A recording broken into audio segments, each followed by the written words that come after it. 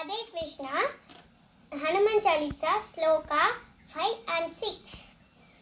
हाथ बज्र ध्वजा बिराजे कांते मुंज जनै ओ सहजे.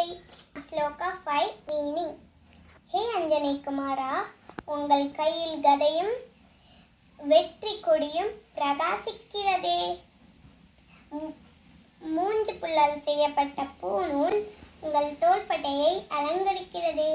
சங்கர சிவன கேசரி நந்தன தேஜ பிரதாப மகாஜகவந்தன. ஸ்லோகா சங்கரனின் அம்சமாக இருப்பவரே, உங்களால் கேசரி மல்லருக்கு மகிழ்ச்சியும் பெருமையும் ஏற்படுகிறது.